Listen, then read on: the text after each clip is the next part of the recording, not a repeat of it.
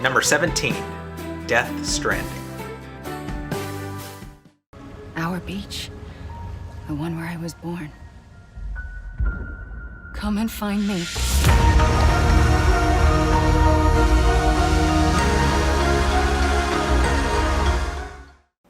This may be the most controversial pick on the list. When this game came out, I felt like I was in the complete minority because it seemed like everyone hated it. I'll admit, I was shocked to see that the gameplay was basically a delivery game. I wasn't sure if I would like it at first, but once I saw the context behind it and the story involved, I fell in love.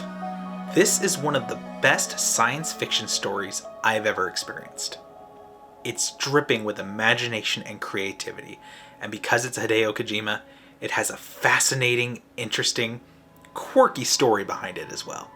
You play as Sam Porter Bridges, traveling across a post-apocalyptic United States to bring everyone back online.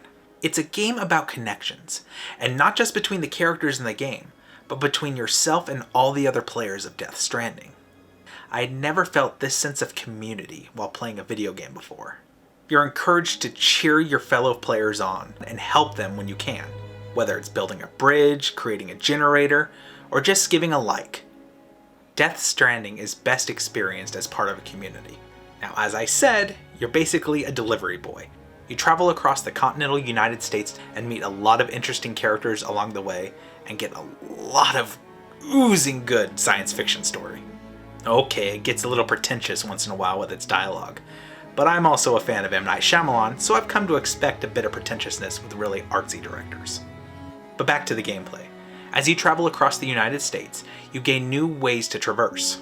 As you start out on just your feet, you eventually gain access to cars, trucks, bikes, and even zip lines. True, you're just delivering things, with a little bit of combat sprinkled in with those trying to steal your packages and the ghostly BTs that are trying to attack you. But it all kind of clicked for me. I really got into the rhythm of the game and started to enjoy myself.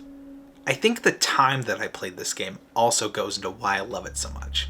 You see, my wife was pregnant at the time this game came out, and one of the main aspects of the game is your little bridge baby that you carry around with you, BB.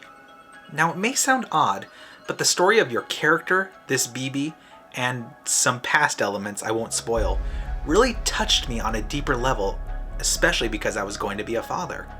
By the end of the game, I'll admit, I was in tears, and I felt real emotion for what was going on, and just a handful of games have ever done that to me.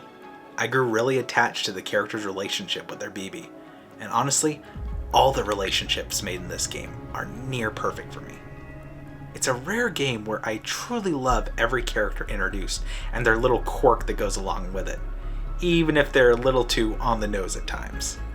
It's a video game that's very much elevated by its creative story and the relationships made between the characters.